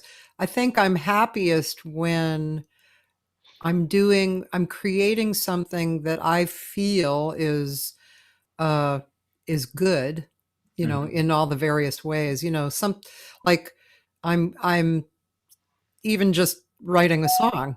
If I write a song and from the beginning, it's magic, and it stays magic all the way through, and I feel every time I sing it, I feel that's a small area of success. And then a larger area of success is if I have, I guess, I don't know, because I've always had a lot of friends. So, but I'm imagining, even if I had one friend who I was creating things with in a successful way, in a way that would create something magical, Yeah. And so I guess part of success is that you're recognized. Now, that's kind of a really broad area. You're recognized by who, right? Because when we were younger, we probably had dreams of being recognized by huge crowds, right? Right. And a lot of money, and that whole form. But I mean, if I just think about if I do a gig and there's 20 people there, and I feel like I've created good music, and I can see that the people are really into it, and I feel good, then I'm successful, Now, I have thought over the years that what would make me feel better is if I had more of those kind of gigs. Yes. Right. If you have just one of those every 20 years, might be a little difficult. Right. And you're right, because that's the key. And especially in these days when everything is so topsy-turvy and the whole live aspect of performance is not here now. And we're trying to rediscover that. We're praying that we get some of this back. We're finding ways to use this, the internet to kind of connect with it and adapt to that and whatever. But there's that sense of like the regularity of it, because there's something that comes from getting the chance to do it. It's almost like awakening something inside of you that has that satisfaction of being able to perform or record and do a gig, do a project, do a particular set of music or something. I love projects. I love producing albums for people. You love producing albums for people. I love working toward a goal. I did this thing when, like, Vibrato last year. I was doing a thing, the club in LA. We were playing once a month, and besides our own music, my music, we started doing theme nights, and it was very informal. But one night we did Stevie Wonder stuff, and we just threw in a bunch of Stevie Wonder but they were like really more obscure things and songs that I would never get to do. And we did a Nat King Cole, and we did a thing, we did the Nightfly. We did the Nightfly album. We did every song off the Nightfly in order, but we did our versions of them. And so there was something about these little mini project things that we did, even though it wasn't even a full-blown gig. We did another full album thing earlier this year. One of the last gigs that we did before the shutdown was Arnold McCuller and Bridget Bryant, and then Arnold's band. And we did the entire Donny Hathaway, Roberta Flack record. Oh, gosh. And literally every song. And it was so much fun to have this focused project kind of thing and put all that music together and then go do it and share it. And it was really special. And I love stuff like that. To me, having these things, and I'm working on a new record, and I'm planning on going in the studio next month to start working on that. And the target date is to put it out kind of late March, early April. And I'm really excited about it. Sensibility is going to be on it. And so for me, that's a project that now I'm getting ready to really jump into full bore, because I've got kind of my songs together. And I don't know, but those things, something specific to target and work on, is really important, I think, to me. And it kind of keeps this alive. Yeah, I agree with you. And I think I agree. Projects are good because they take like more of an amount of work and concentration, and then the result is like it feels a little different, right? Because you've put all that good effort into it. Yeah.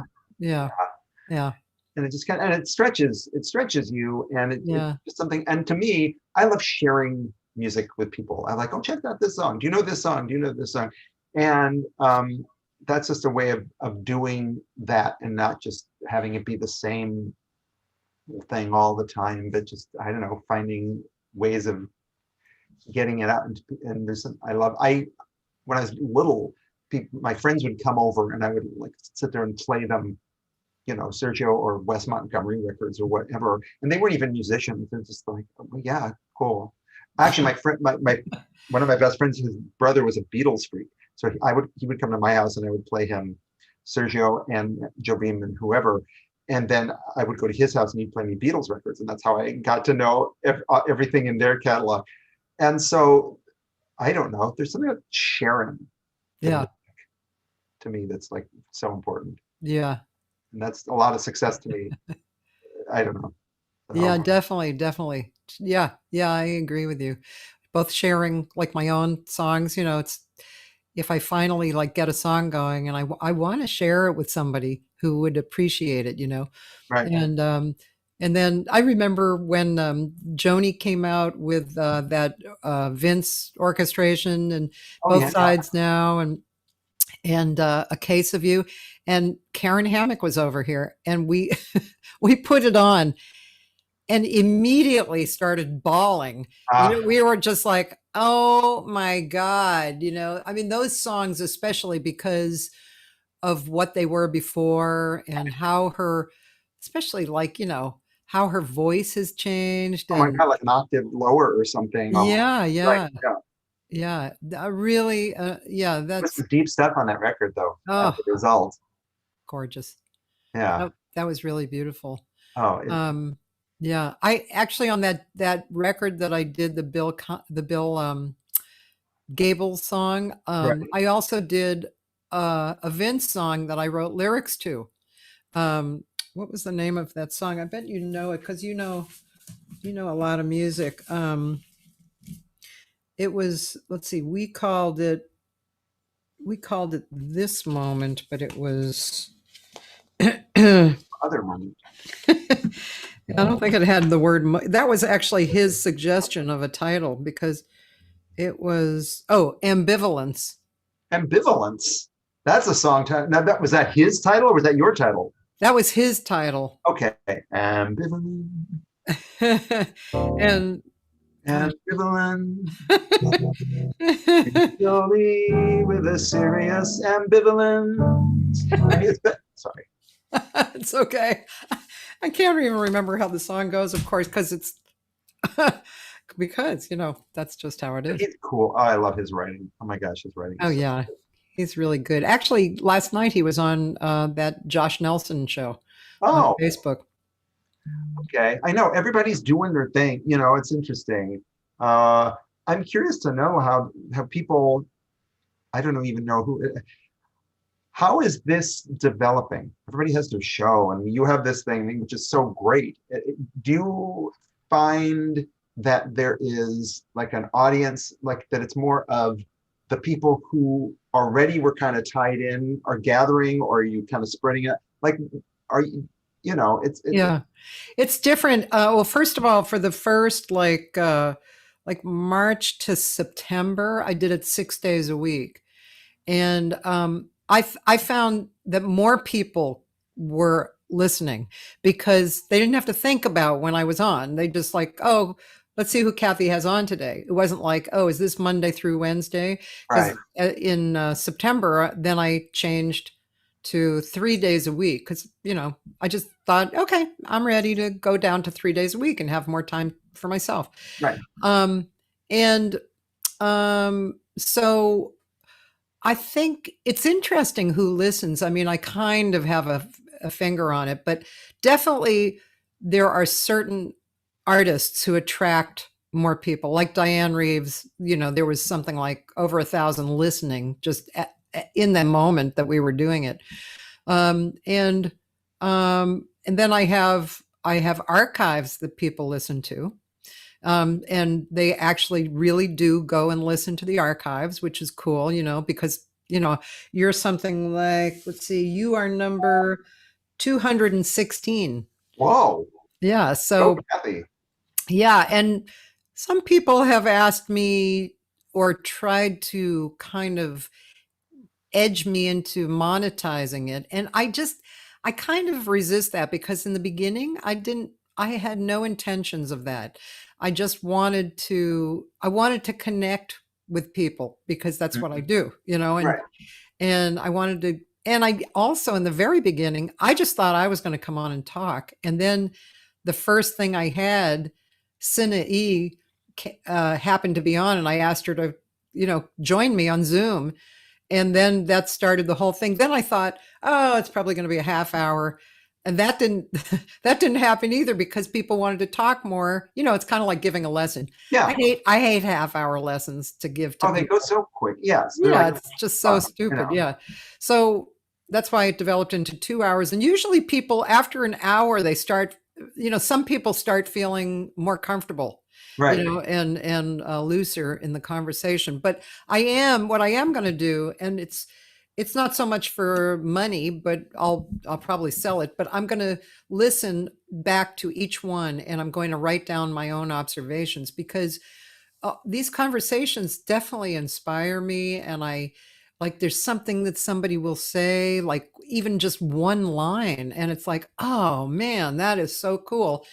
And I do want to do that because I think that's interesting and helpful along the same lines. You know, it's inspirational, you know, and that's, God, Lord knows we need as much inspiration as we can get right now, you know? Right. And we need connection, we need inspiration. And there is this place of like how somebody was talking about, you know, in New York, the scene is like they just had a thing where clubs opened up and then they closed down, and the frustration that people are feeling about that. And then somebody posted something where, you know, there's going to be an idea that they're floating is like permits for like street concerts or something. But I don't know. It doesn't make sense quite yet, because it's like, how do you do this? How do you actually make a living?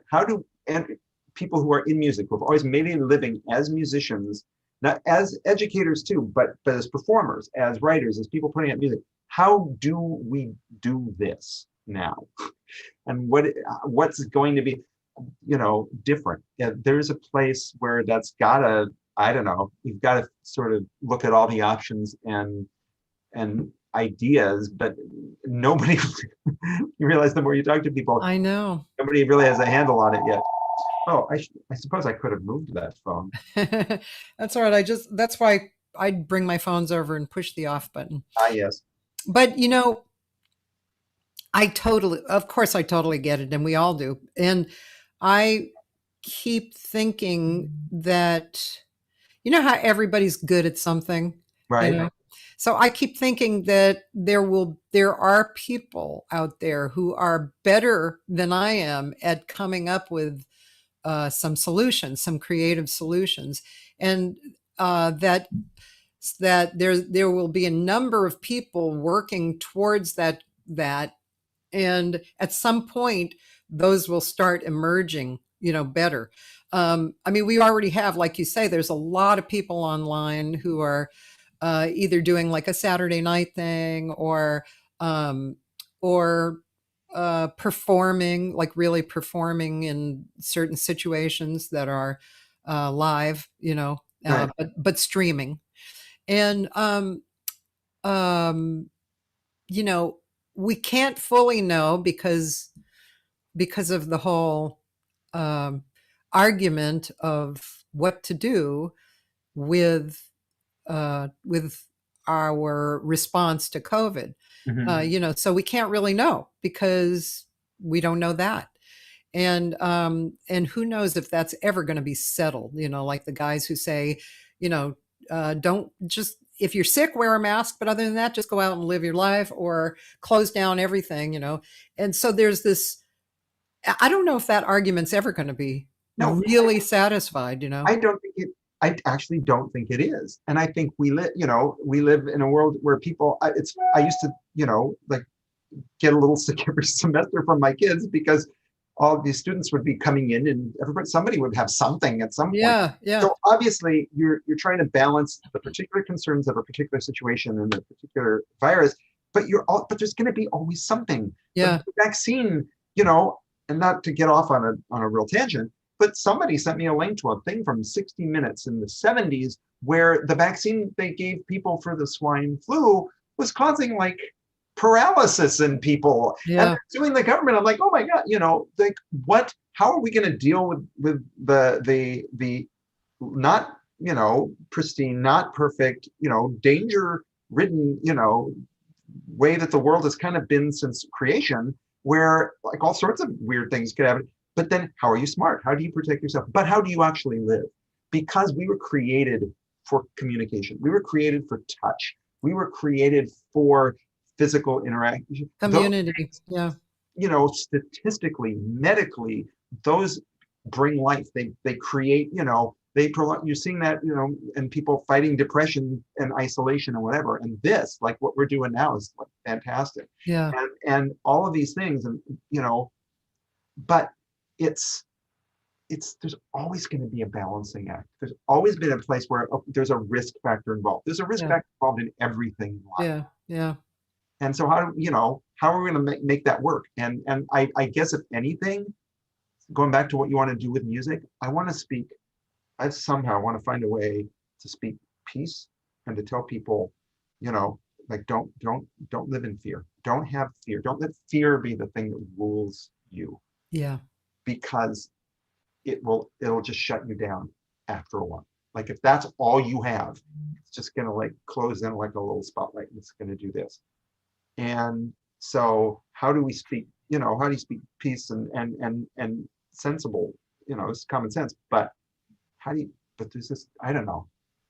I'm trying to ramble, but I think about this a lot because this is what our life is. And we go out and they started to have concerts in LA and then they pulled them back. And then they started this. So where is that line? Where is the you know? Yeah, I know. I agree with you. And things like when you concentrate on, so if there is a faction who wants to control us for whatever reasons, you know, be it good or bad, they're using fear and guilt to do it. Fear, like you're going to get sick, and guilt, your grandmother, you just killed your grandmother because you got sick, you know. So fear and guilt, which I agree. I don't want to live with fear and guilt. And the part of the reason why music is so great and conversations like this is because it takes you away from that. I mean, we're existing definitely not in fear right now, where this is a love area, you know. And it's really important. I read once that all emotions and all reactions come from one of two places, fear or love. And that was so cool because it really broke it down. It was like, and then I could look at anything that happened and I could go fear or love. And if somebody was operating from fear, it was just great because I felt like I was in control of myself. You know, I didn't have to fall under their effects because I knew where they were coming from, you know, and that's not where I want to come from. And also the whole crazy stuff about, you know, like some people are so crazy about, you know, they've been crazy about the politics and the health. And I always know if it feels really weird, that's not the truth. And so I'm just not even going to go there because truth doesn't feel like that. Truth feels like what we're experiencing right now. It's clean. There's a flow. It feels good. Even if it's about something negative, it's still, you can deal with it sanely because it's the truth, you know?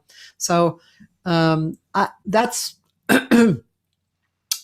you know, of course, you and I and people like us are praying that that's how it's going to go. It's going to move forward like that. We're going to have sanity and we're going to deal, like you say, you have to deal with things all the time. It's not just right now. Yeah. Yeah. And it's funny. One of my favorite verses in the Bible is literally perfect love casts out fear. I mean, and it's just, and I come back to that. So it's funny that you would bring up those two things.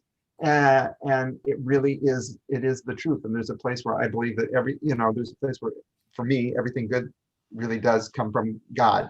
Yeah. And even if we don't think of it that way, or we acknowledge it that way, there's a place where I don't know, it's like, it's there and there's a power to it. And it's the only thing that's going to like kind of break up, because the fear does this to me. Yeah. I've grown obsessed with how big your hands get when you go closer to the camera. So my nails are clean, but they seem okay. So and truth breaks that up, you know. Yes. Love breaks that up, and there's just like this place of hopefully that's what I can do in some way, with what I do and with what we do. Yeah. Well, I'd like to believe, and I think it's true, but I like to believe the more people who think like this and who practice it, that we will actually change or change the earth or help the earth, go towards this. I mean, and there's so much to work on. But when you practice this kind of point of view, then you're creating it. And you and I have created this conversation together. We agreed to meet. That was a creation, and then we got on, and now we're talking, and we are both creating this good information. So, and everybody listening will walk away with a little bit of that, at least. Yeah. I mean, it sure does me good to have this conversation and to have the people that are listening and to know they're there. And all of a sudden it's like these people who are already special to me, and just to feel like we're all, we're still staying connected somehow. That there's something about that has, I don't know, it really reaches me. It really helps me. It blesses me, because it's like, I need that. And somebody said, well, you know who the true introverts are now, because everybody used to say, oh, I'm kind of an introvert. And it's like, there's nothing like being locked up for 10 months to really show you who the true introverts are, because let me out of here, they can, but, so we need each other, to me. Yeah, absolutely. I've been putting out some singles, right? So, and the singles I feel are, one reason I really like doing it is because I can pick and choose which songs are going out, and they're basically about this. Well, first was Make Me Want to Holler. Okay. But that was more of a kind of almost a political statement. Right. And then I put out Sermonette, Sermonette? Oh, yes. Yeah. So that's like come on, everybody, get together and, love your brother. And I've also been making little movies too, like the I movie. Right. And then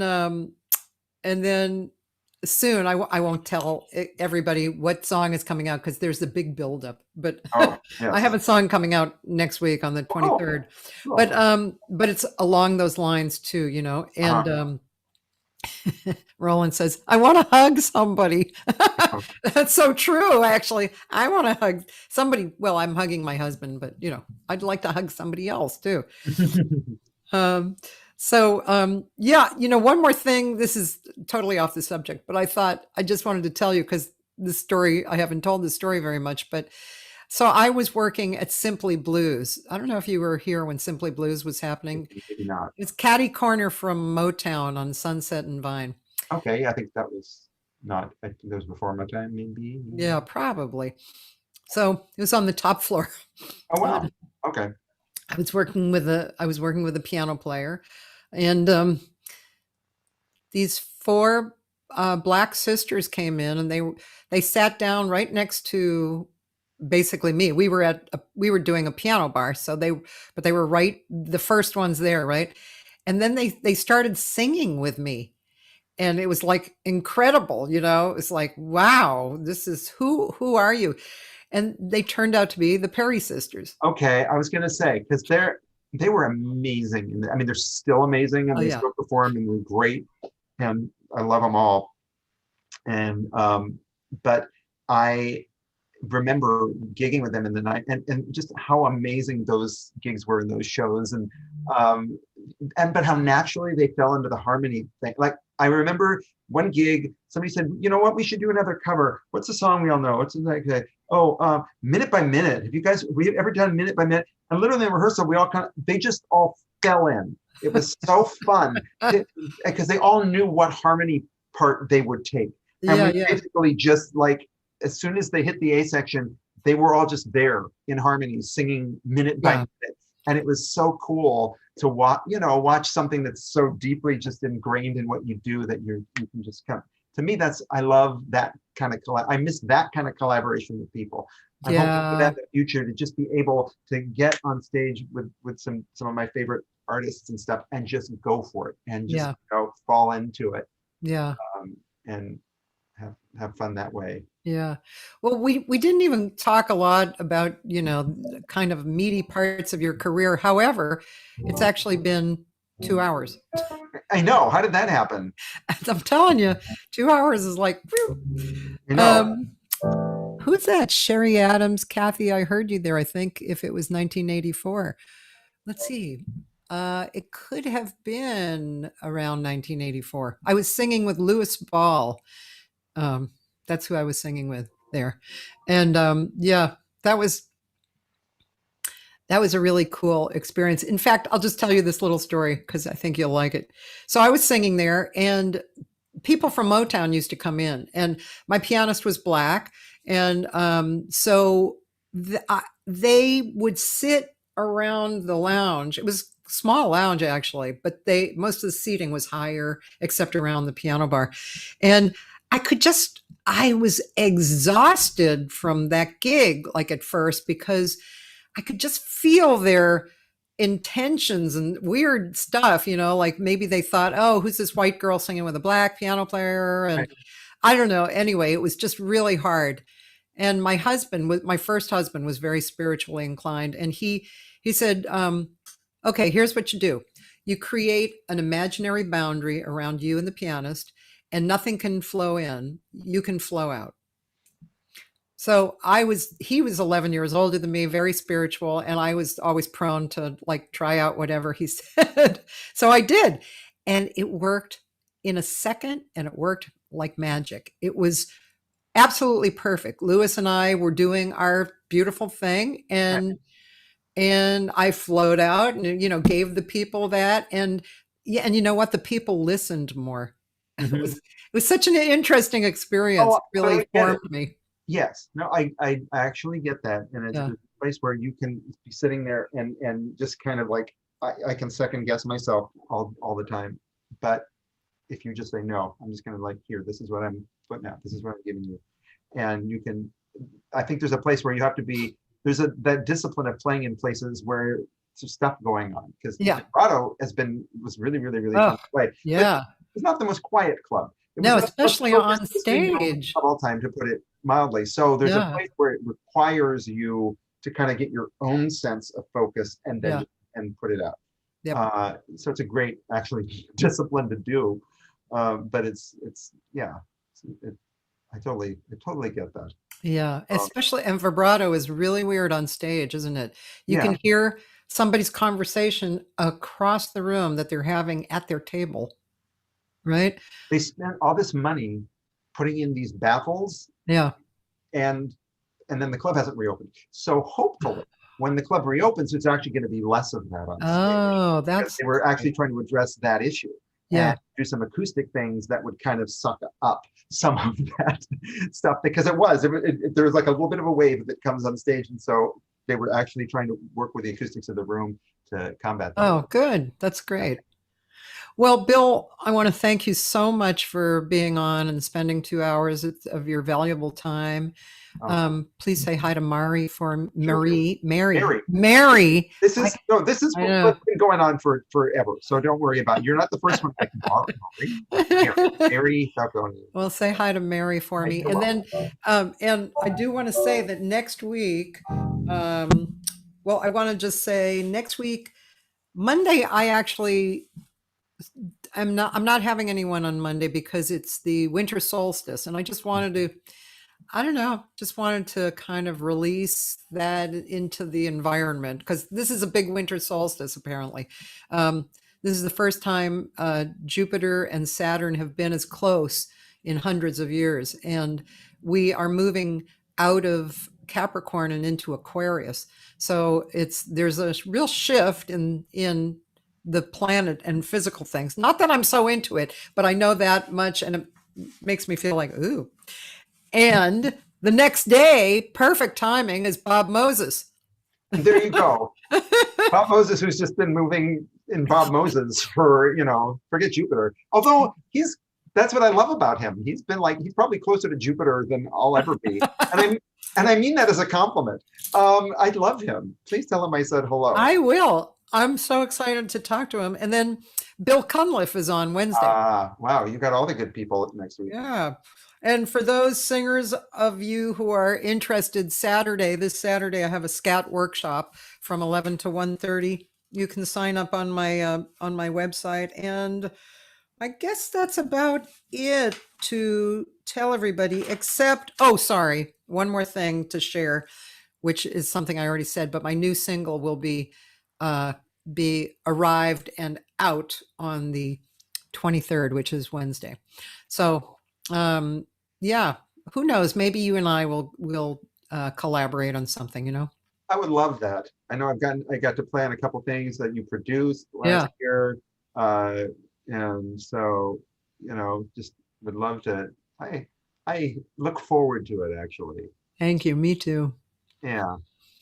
All right. Well, have a great day. Oh man, you too. Thank you for just, you know, like doing this in general and for having me be a part of it. It's like, I know there's so many other things that we could talk about and we didn't, you know. I know. Well, maybe we'll do it again. Yeah. You know where to find me. Okay. I'm closer to Glendale than I've been in years. So I'm just here. Okay, cool. Okay. Thanks, Bill. Thank you, Cathy. Bye, everybody.